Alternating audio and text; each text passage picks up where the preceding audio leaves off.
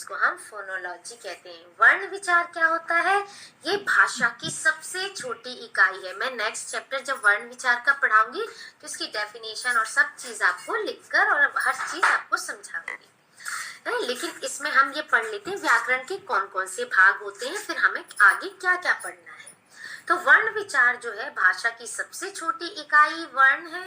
व्याकरण के इस भाग में हम वर्णों की बनावट, वर्णों मतलब उनका उच्चारण, इनके बारे में जानेंगे। फिर दूसरा नंबर आता है शब्द विचार, मोर्फोलॉजी। इसमें व्याकरण की क्या पढ़ते हैं कि व्याकरण में शब्दों की उत्पत्ति के बारे में, कैसे बने, बनावट के बारे में, प्रयोग, शब्दों के भेद आदि के बारे में पढ़ेंगे। फिर है नेक्स्ट आपका वाक्य विचार, सिंटेक्स। वाक्य विचार में वाक्यों के प्रकार, उनके भेद, प्रयोग आदि के बारे में हम जानकारी प्राप्त करेंगे। अब आती है बेटा लिपि, क्योंकि हमने पहले ही पढ़ा बोला था भाषा, व्याकरण, लिपि और हिंदी। अब है लिपि। लिपि क्या होती है?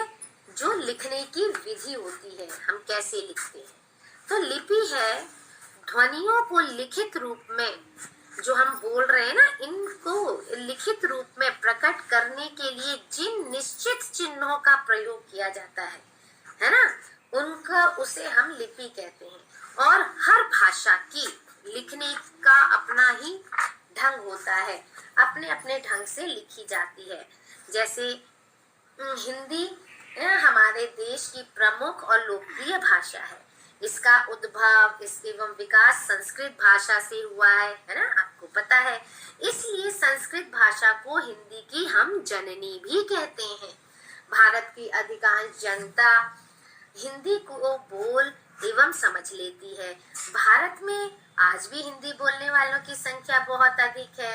इसकी विशेषता क्या है बेटा कि अन्य भाषाएं बोलने वाले लोग भी इसे शीघ्रता से समझ लेते हैं या बोल लेते हैं। ऐसे ही हिंदी की लिपि को हम क्या कहते हैं? देवनागरी।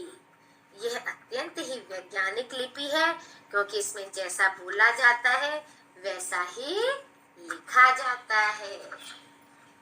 भारत में अनेक राज्यों में बेटा हिंदी बोली जाती है, इसीलिए यह भारत की राजभाषा भी है।